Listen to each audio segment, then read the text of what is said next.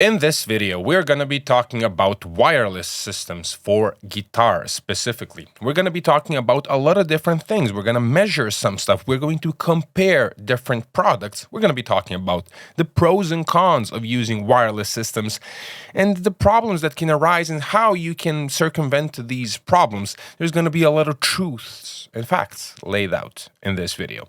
So it's going to be a lot of fun. So stick around. Now, if you're first time on this channel, I do need to introduce myself. My name is Marco, and I do not really consider myself a normal person since the last few years I've been only doing this. And what have I been doing? Well, I've been repairing, modding, building pedals, amplifiers, and that kind of stuff, and I'm totally into audio engineering. And you know what's fun about that? I do have an academy. It's called an academy, but it's my startup project where I share my knowledge with people such as you guys who follow this channel and who follow me on Instagram and TikTok, and it's a lot of fun. And it's called the Slightly Technical Academy. You can find it on slightlytechnicalacademy.com. I've got some courses over there. For example, the course on the Big Muff Pi where I teach audio electronics, and it's like, 15 hours of crazy information, like going really in depth about this stuff. And I do disagree with a lot of things laid out on the internet. Yeah, that's also true. So people who've been following me, they kind of know this thing. By the way, don't forget to subscribe to the channel, give it a thumbs up and that kind of stuff. We're growing this baby. It's going to be great. Share this stuff with your friends. I really appreciate it. Okay, so wireless systems. Why would you ever use a wireless system, and what is a wireless system for? I understand that a lot of people know this, but some people may be asking this question. Now, the general idea is when we play guitar, we use a cable to connect to the amplifier. Now, what the wireless system actually does is it provides us with a device which we can plug our guitar into. It's going to be a small box, and that box is going to wirelessly transmit our guitar signal all the way to our pedal board or to our amplifier. So we don't need the cable. We can be running around the stage if we, play Wembley stadiums and that kind of stuff, and our guitar will be heard through the amplifier. That's the general idea. Now, how does this actually work? Well, with modern wireless systems, the way how it works is that we actually connect our guitar with a cable to a small device called the transmitter. Now, the transmitter is going to convert our guitar signal into some kind of digital signal. It's going to run on a battery, and it's going to transmit this signal through the air on different frequencies, different bands, all the stuff that we're going to be talking about this in this video. And it's going to be received by the other device, which is called the receiver. Now, the receiver is usually on our pedal board or close to our amplifier, and from there, we can actually use the cable to connect the rest of the pedals or connect directly to the amplifier. Now, you can already imagine, because I said that this device is going to convert our signal from analog, basically our guitar pickup and all this good stuff, it's going to convert it to the bad stuff. By the way, I'm joking. It's going to convert it to digital, all right? So there is going to be some kind of analog to digital conversion in the transmitter, and then there is going to be some digital to analog conversion in the receiver. And you can imagine that this poses a lot of problems because people who are used to playing a guitar, a cable directly to an amplifier, they are going to feel some kind of difference when using a wireless system. And this has been a problem for a long time because singers don't really have this problem. When you are using some different kind of instrument and transmitting the signal wirelessly, you don't really have this problem because most of our guitar pickups are passive, and there is a lot of interesting stuff happening when you connect all this analog gear, the passive pickups, into a tube amplifier, and this cable there is going to create a lot of losses. There's going to be a lot of interesting things happening which are going to modify our tone and actually sound the way we like it to sound. Now, the wireless system kind of breaks this loop and creates a thing of its own. And that's the stuff that we are going to be talking about in this video as well. Now, I need to introduce you to some of the products that we are going to be analyzing. Now, the first product is the new NuX B-8 wireless system. Now here's the thing, this is not a sponsored video, but NuX did send me this wireless system. They wanted me to check it out, even though I don't really do like product reviews, but we are going to be checking out the NuX, and I'm going to be completely honest about this device, and we're going to be also measuring some stuff, and we are going to be comparing it to my old friend. Now, I'm absolutely not sponsored to show you this, but yeah, this is look at this, a Line 6 Relay G30. Now, the great thing about the Line 6 Relay G30 is that I didn't use it for like 5 years, but it's an old friend because I did a lot of gigs with it, and I'll talk about it a little bit later, all right? All right, so the point of this video is absolutely education, but I did accept this product from NuX, and I'm really grateful for it because I can actually use this to demonstrate some of the things that this device is capable of, and I can also say that I'm actually genuinely surprised by this, and I will explain why. The first thing that I want to talk about now is the frequency bands that our wireless systems operate in. Now, what does that actually mean? There's been a lot of talk about this on the internet. There's a lot of different information on the forums. There's a lot of different stuff. People telling you that this is going to work on that stage, that is not going to work on this stage, and so on and so on. And this is a very important topic. Now, here's the thing. If we are using a wireless system, our sound, which is, as I already said, transferred into some kind of digital package, it is going to be moving through the air in some of these frequency bands. Imagine it like riding a wave through certain streets. Now, it really depends on which band is the street part of. And here's what has been happening throughout history, all right? So, if you remember television, we would have like frequency bands such as the VHF and the UHF frequency bands, so the very high frequencies and the ultra high frequencies. There were a lot of TV channels in these bands, and still you have them. I don't watch TV, so I have no idea what's running still. But here's the thing, a lot of the professional, like the really pro-grade audio systems, like wireless audio systems, run in these ultra high frequency bands. Very high frequency bands are like the really old stuff. It's not really used today. And what is good about these frequency bands, and why does professional audio equipment work in these bands? Here's why. These frequency bands actually have longer wavelengths compared to the more frequently used ones nowadays, and the ones that the NuX runs on, such as the 2.4 gigahertz and now the 5.8 gigahertz. We're going to be talking about them. But these very high frequencies and ultra high frequencies, they are on the lower frequency spectrum. They have higher, or actually longer, wavelengths. What is good about that? Well, they can actually penetrate walls better. They can actually circumvent obstacles such as the human body. So in general, I'm just saying in general, they are going to kind of work better. You're going to have a more stable connection with these frequency bands. In addition to that, the antennas that they use are a little bit more efficient for the given power. Now, I don't want to get ultra deep into that, but the general idea is that in these frequency bands, what you're going to be getting is a more stable connection. That's the general idea. Now, what is the problem? Because there must be a problem with this. Well, most of these bands are now crowded with some kind of different signals. And in addition to that, most of these bands are actually licensed. So what happens is that there are like national laws. Usually it's different from country to country or region to region. For example, Europe has its own thing. The US is a little bit different. What they do is they legally constrain certain parts of the band, basically licensing it for certain type of operation, whether it's TV, whether it's, I don't know, I'm just gonna say some things out loud, like military, there's like for medical equipment, that kind of stuff. So they would use dedicated bands for all these different purposes. They would license them, and what happens is that they do not allow free use of these frequencies with like random devices. Now there are small pockets that you can use, and that's where the musical instruments fit in, because otherwise you have a huge problem. First off, you have a problem with the electronics that you need to import because you're not allowed to import some stuff that are not basically allowed to work in these frequency bands.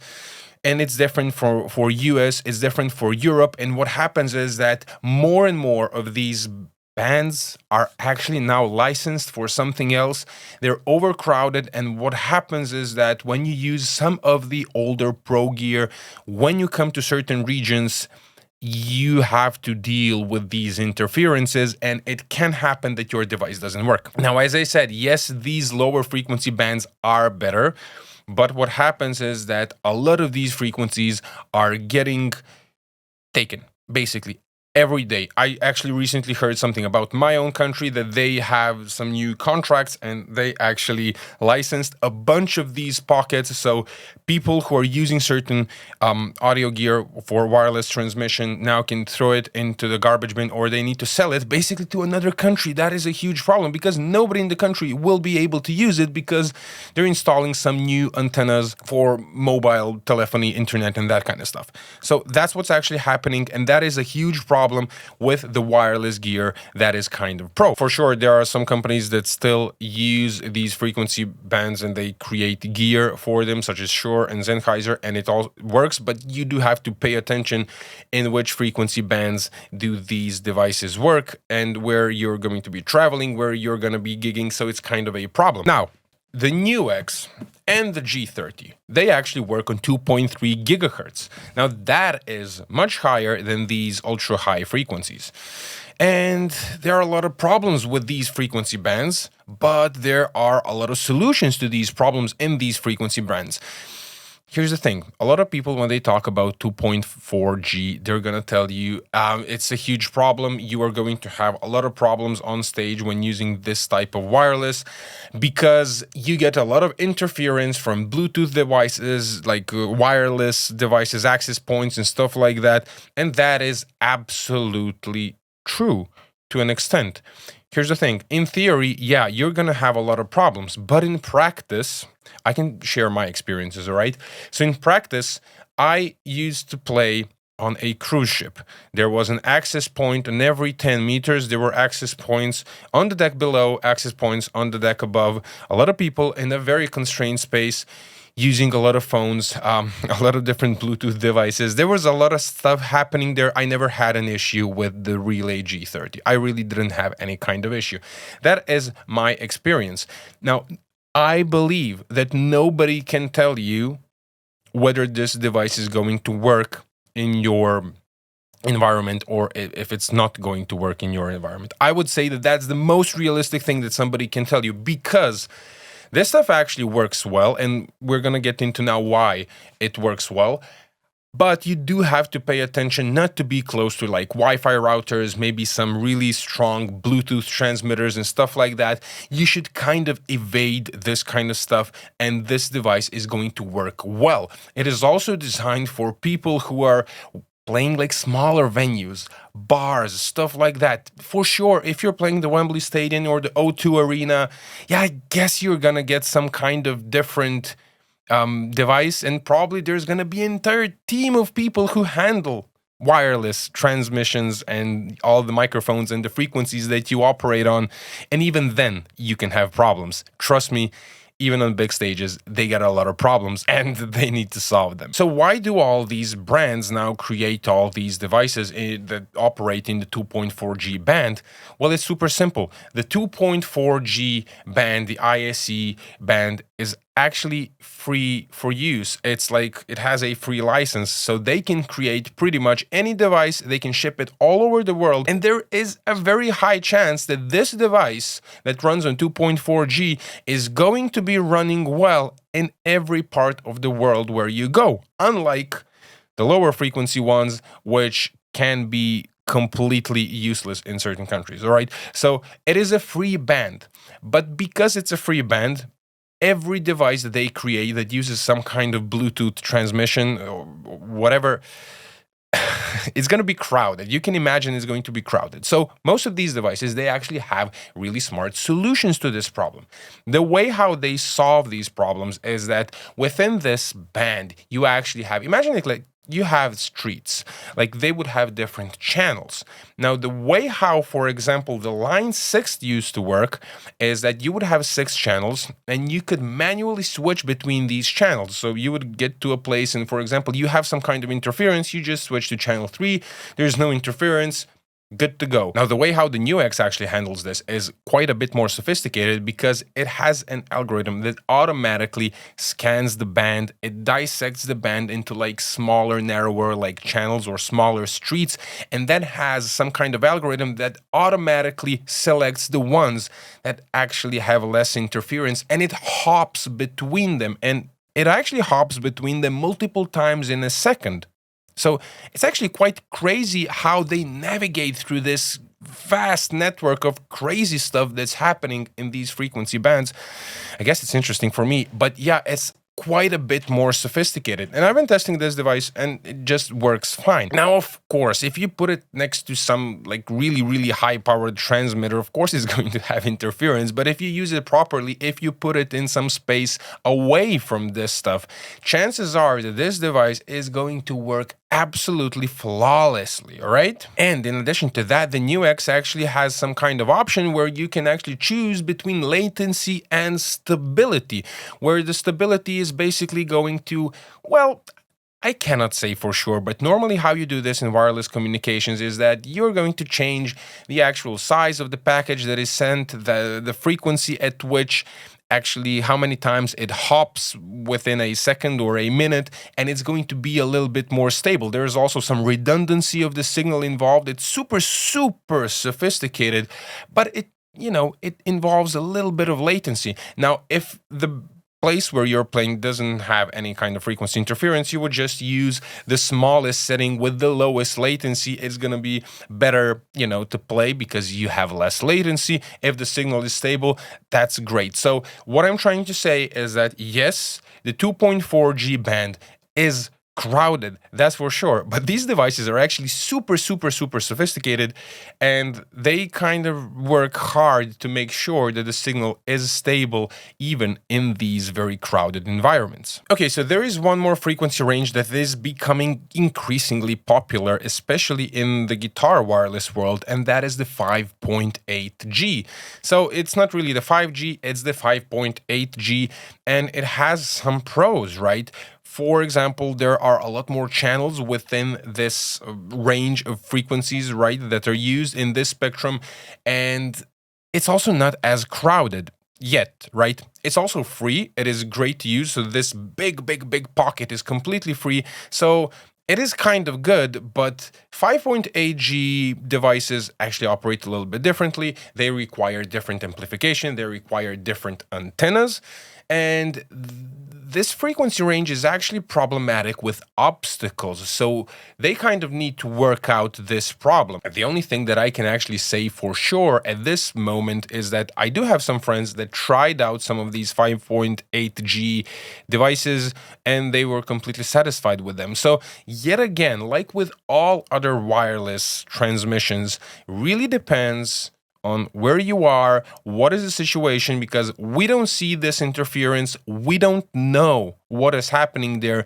There is an equal chance that you're going to have problems with any of these bands that we mentioned. I just thought that was important to understand because people are making a lot of assumptions that are not based in facts and knowledge. Okay? By the way, guys and girls, I've been talking a lot, but I need to throw in a quick marketing pitch for my Slightly Technical Academy. You can go over to slightlytechnicalacademy.com. You can register there for free. There is a Discord server that I'm running. There's the Backstage FM where I kind of have like automated news for every day, like YouTube channels and YouTube videos and some news that you may have missed that are educational, that are useful. I'm working on this stuff. Go and check out my course on the Big Muff Pi. That's really interesting. If you're into learning about DIY electronics and how this stuff works, and if you're crazy enough to do it, also go check out the Tonex packages that I actually have on my website where I reamped all of this gear that is all like custom modded stuff. So there's a lot of interesting stuff, and there's a lot of interesting stuff coming up. So registering is for free. You're invited to come and join us at the Slightly Technical Academy. And please do not forget, follow me on Instagram. I'm working more on my shorts in the last few months. I may be getting back into YouTube long form, but in a different way. So please follow me on Instagram. I also have a TikTok and another Instagram, which is in Serbian. So there's a lot of really interesting stuff coming up. So please go ahead and check it out. Oh, and don't forget to subscribe to the YouTube channel so you don't miss out on the great stuff that I post occasionally. All right, so I want to show you this NuX B-8 because I was actually a little bit surprised when I got it. I just thought it was just another wireless system, but I actually made it really, really guitar player friendly. So here's the thing. This is the transmitter. It is a small device that you're going to plug your guitar into, and you're going to carry this transmitter on your belt or someplace close to you. But this device over here is not only a receiver. Now, this is absolutely crazy. Look at this, all right? It is not really small. It is made quite well. It's a metal chassis, it's sturdy, and when I looked at it, I was a little bit confused because it actually has a DI out. It has a ground lift, all right? It has a USB-C connection, and you can run it on, it says here 9 volts, but you can actually run it on anything up to 12 volts, like 7 to 12 volts. I think that's according to the manual. It also has like a send return, so you can create some kind of effects loop with this. Obviously a return output and also an input. So this is a pedal. This is a pedal that you can use on your pedal board even if you're not using the NuX for wireless transmission. In some cases, maybe if the device fails, you can always plug your cable in, and it also has a lot of features inside of it, such as it has a tuner, quite a big tuner, right? Because it has like a big screen. I really like that. And it also has a boost, and you can program how that works on a switch because you can engage or disengage the boost. So it is really useful. No, honestly, I was really surprised by this, maybe because I was not following what is happening in the wireless domain since I'm not gigging anymore, but I was really happy with this whole thing. Now, what I also find very fun is that you can actually charge the transmitter by connecting it to the receiver like this, and you can leave it on your pedal board like this, and you cannot lose it when it's like this. It's really fancy. I do really like that. So it feels really robust, and if you read the manual, you can read all these specifications. I think the battery is about 6 hours and stuff like that. Quite normal for anyone who plays pretty much any gig other than a Serbian wedding, for which you need like a battery from the car, you know, to last enough. Now, if we compare this to the Relay, all right? So my old friend. So first of all, I do have to tell you something about the Relay, all right? Now, the Relay G30 and the G50, that was the metal version, the version that was a little bit better, let's call it like this, and it was a little bit more expensive. I think that this was a revolution in wireless systems for guitar, because you have to correct me about this, but if I remember correctly, this was the first affordable wireless solution for guitar, because the only other thing that you can buy other than this at that point, 2015, 16, 17, something like that, it was like a Shure or a Sennheiser, and they were in the price range of 500, 600 euros, like 1,000 euros. And this thingy was, I don't know, maybe 150 bucks or something like this. And it all of a sudden became affordable for us normal guitar players who are not playing the Wembley Stadium to get a wireless system which actually worked. Now, the problem with the G30 is that it was plastic, and it had a bunch of problems, such as a problem with this clip, which would always break for people. But the good thing about it is that if you would use two-component glue and glue it back together, it would never break again. So in practice, yeah, sometimes you would have problems with the actual batteries, the small compartment, and the door for the battery.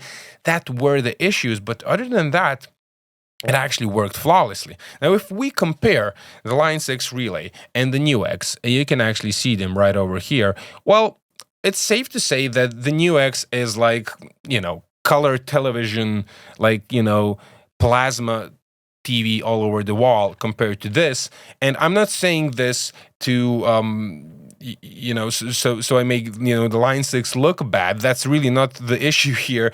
It is just a fact. This is a metal chassis. It is heavy, it is robust, it feels really, really good and has a bunch of features, and this feels like a plastic Chinese toy, which I do have to say worked really well and made me a lot of money. Now, setting up the NuX is actually quite straightforward. What you actually get is a special cable, which is great because let me tell you something about wireless cables, or actually cables for wireless devices.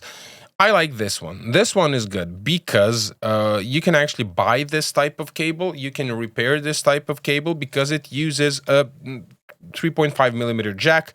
You plug it in. This one is very nice because you kind of screw it into the device, which is important because with a lot of wireless devices, what is going to happen is that you're going to be moving around. Sometimes if you play Serbian weddings, what is going to happen is that people move around you and somebody can take the wireless off, and all of a sudden you can unplug the small cable that runs from your guitar to the actual transmitter. So the screw-in thingy, it's really good. What I do not like with a lot of the pro-grade wireless systems is that they use some kind of proprietary cables that are impossible to repair, near impossible, all right? And you cannot really find these connectors. You have to buy the original ones. And I guess it's a problem for some people who do not really live next to Thomann Music or Sweetwater, all right? So the cable is great, super easy to connect. And basically, you just turn it on, just press it, it starts lighting up. Now, that's with the transmitter. Now, what happens with the actual receiver is even better because everything you need to do is plug it into power. You obviously get an adapter with this one, which powers it up. There's also some fancy feature that you can put like your custom image when it's booting up. Some people really like that, all right? Now, it's booted up. You know what? It's already connected. That's the crazy thing. It connects so fast, and I really do enjoy that. So to operate the NuX is actually quite straightforward because everything you need to do is use this encoder right over here and the buttons. You've got a home button and a back button. You can go through the menus. You can go and, tweak stuff and change what the switch is doing. You can change the layout of the tuner so it can look a little bit different. You can get to this menu right over here where you can choose between latency and stability, which is something that we're going to be talking about a little bit more in just a moment. Let me just get my guitar. And basically, I connect the transmitter to the guitar, and transmitter which is already connected. So guitar is connected, and then I use a cable and connect it to the output. It's the output or the send in the NuX. That would be the normal way how to use it, but you can actually read the manual. There are a lot of different ways how you can use it with other different effects, like with the effects loop thing. So I got my guitar, I'm gonna plug it in directly into my interface.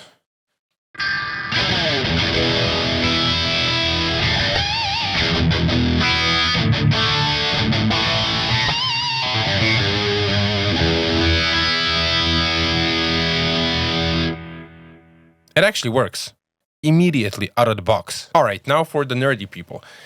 This device, as I already said, it has an XLR out with a ground lift. It is basically a DI box, which you can use to insulate from the noise, which is very useful because it has the ground lift, obviously.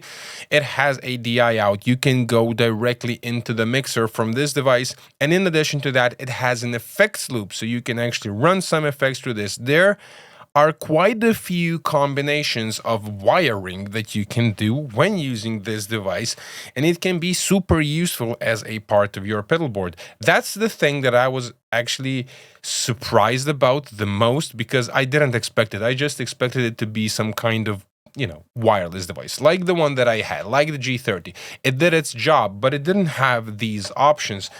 And you don't have to use it as a wireless. It has a pretty decent boost. It can function as a buffer. It could potentially be a problem if you're using, for example, some very, very sensitive fuzzes, but most people who use fuzzes use cables, all right? So I'm not saying it's not going to work with all fuzzes. I'm just saying that if you're using like very vintage, like germanium fuzzes that have a very, very sensitive front end, you want to use cables. You're not going to be using wireless devices, all right? So that's basically it about it. Tuner, boost, DI box, wireless system, pretty fancy, right? Alright, so if you made it this far in the video, means you are absolutely crazy and you are super, super nerdy, and I commend you for that. That's why I actually have some information for you that is extremely nerdy, and I hope that you're going to appreciate it. So here's the thing. At the beginning of the video, I mentioned that you can connect your guitar with a cable, but you can also connect it with a wireless unit, which is going to digitize that signal and send it across the air, riding some waves. Yeah. Now the question is, does it sound the same? And the short answer to that, the only honest answer that can possibly exist on the internet, is no. It does not sound the same. However, different companies had different takes on making it sound actually good, okay? And one thing I can tell you is that I do not personally really like how the old guitar wireless systems sounded. Like the expensive ones, they never sounded like the cable, because basically, here's what happens. We're gonna break this down, we're going to explain it, and we're gonna test these devices, how they tackle this problem, all right? So here's the thing. If you are using passive pickups on your guitar, pickups are, as we said, passive. They're very sensitive. They're inductive devices. You connect a cable. Now, the cable has some kind of capacitance.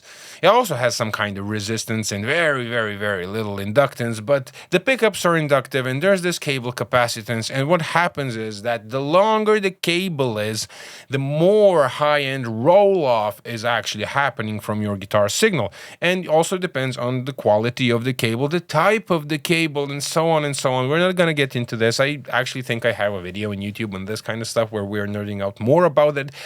But the point is that you're going to lose some high-end frequencies. Now, the way in which you lose the high-end frequencies is actually crucial here, because what happens is that the guitar with the cable going to the amplifier creates something called an RLC filter.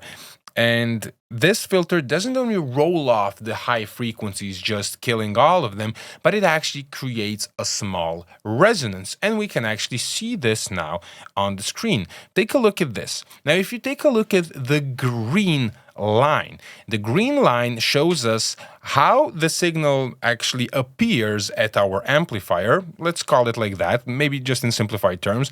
This is the signal that is going to appear at our amplifier when it's connected through a 5-meter cable. Now, the blue line is the simulation without the actual capacitance. Now, you can see that this resonance is more prominent. So yeah, you lose a little bit of that high end, right?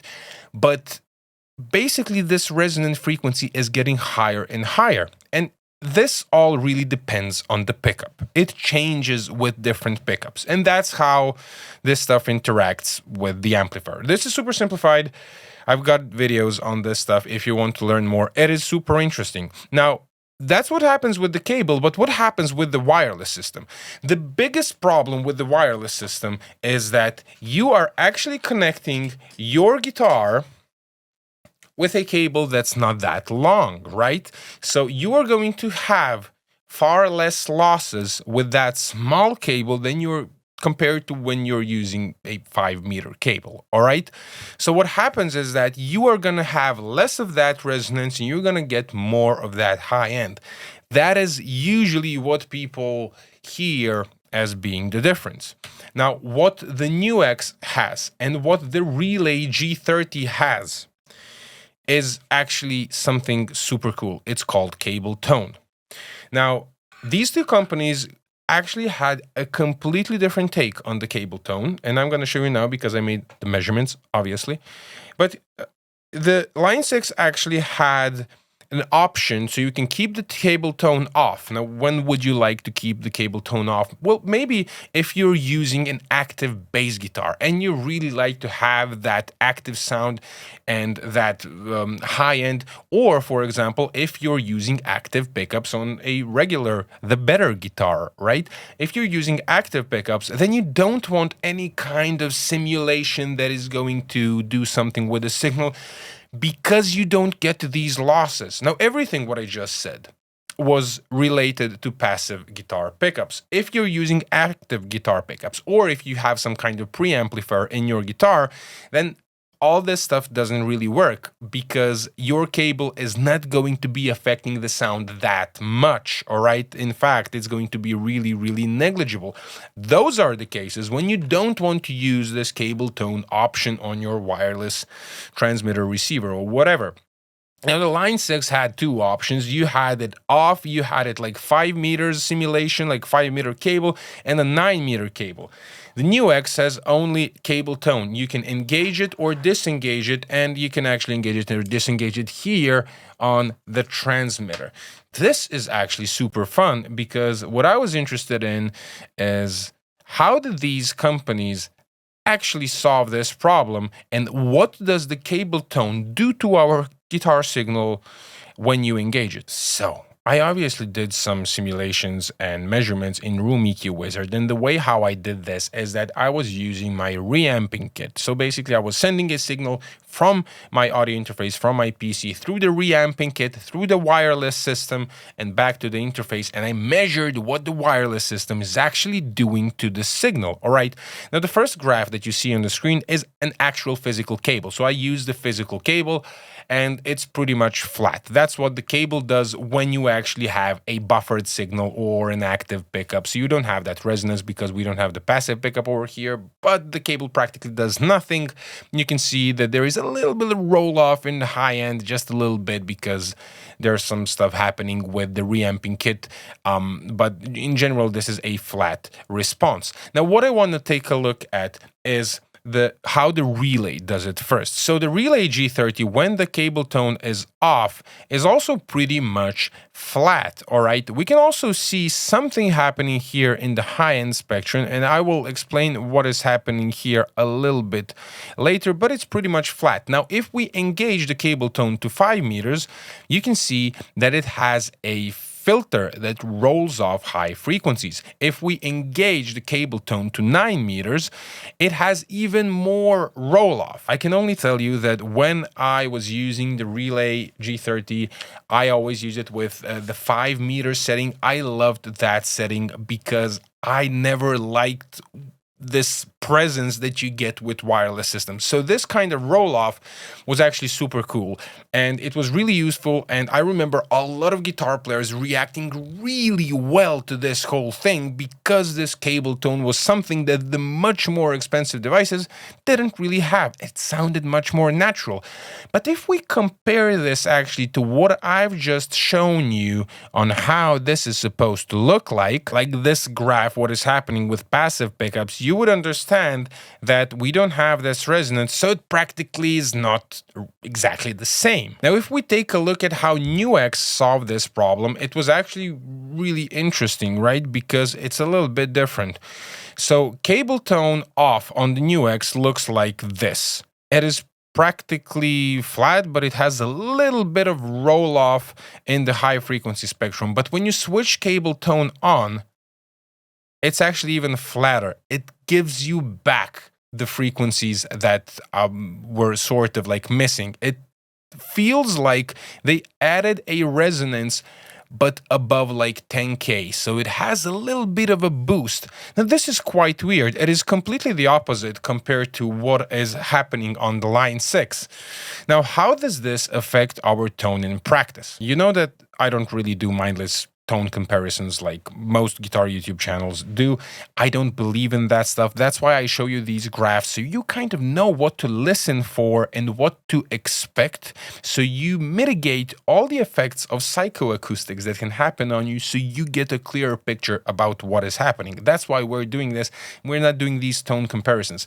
If you would do these tone comparisons, you would hear exactly that. You would hear a roll-off in the high end with the G30, and you would also hear some kind of a boost in the presence region or the brilliance, whatever the high-end region on the NuX. And I can say this, I had no issue with it, how it sounded, like at all. But it always sounds like a wireless device to me. Okay, now what is important to understand, that is not the only thing that affects the sound, right? So we have analog to digital conversion, digital to analog conversion. When you get these better devices, they would have better digital to analog conversion. You would have less latency. Well, in this case, when we're comparing these two devices, they're not really up for comparison. The NuX is far more superior. The latency is really negligible unless you turn it all the way up when you want to turn the stability up. So as I said before, when you turn the stability up, you will get a more stable connection at the expense of some latency, where the maximum of latency that you get is around 8 milliseconds, which is yet again something that is not completely catastrophic, but it is the trade-off that you make on pretty much any kind of wireless system.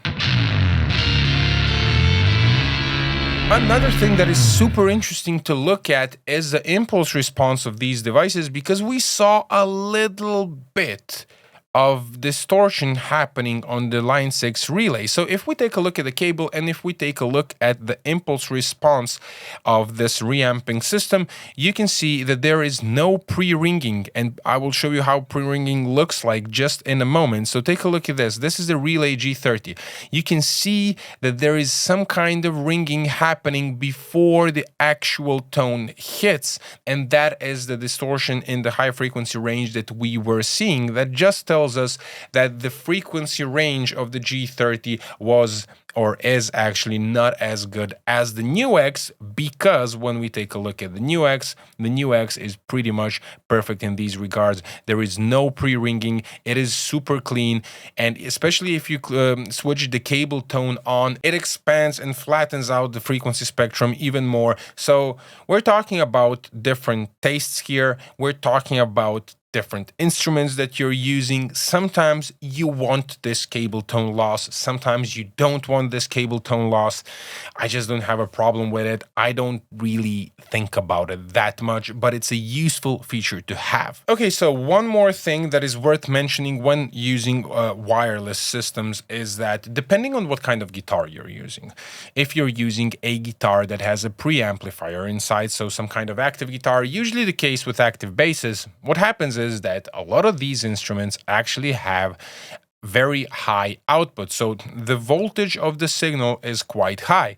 Now, not all wireless systems are able to handle that kind of signal. They would distort, and in some cases, especially with the devices that are on the lower price range of the spectrum, what happens is that you damage the devices with the high output from your guitar. That is not the case with the NuX, and I don't remember what the spec was with Line 6, but I know the NuX can receive up to like 6-7 volts of signal, which is, you know, absolutely enough for any guitar or bass guitar that I've ever repaired. So that is quite enough for that. It's not going to get damaged. You're completely fine with that thing. But it's a thing to consider. Depending on what kind of instrument you're using, you have to pay attention when using wireless devices that you can actually damage them with active guitars. I will repeat myself, many of the cheaper wireless devices are not really designed to work well with active guitars. So do pay attention with that, otherwise you're gonna fry it and you're gonna waste a lot of money. All right, so we've been talking a lot about a lot of different things regarding wireless systems for guitar, and I sincerely hope that you learned something in this video And I sincerely hope that this information is going to help you down the road. Whenever you run into some kind of problem, you know now how this stuff functions. You realistically understand what is happening, and you will be able to make the right moves to solve your problem and just enjoy yourself and play. And you will also know which device you want to buy, depending on the stuff that we were talking about. You understand what is important for you. Now you know what kind of instrument you're using and how do these devices react to your instruments. Now, I want to take this opportunity to say thank you to NuX for sharing, actually sending me this B8. It's a really interesting device. I was genuinely impressed by it. I think it's great. Keep in mind the stuff that we were talking about. Please subscribe to the channel, give this video a thumbs up. Let me know what you think in the comments. Let me know what kind of device you're using. And I'm going to be seeing you very, very soon in one of my next amazing videos.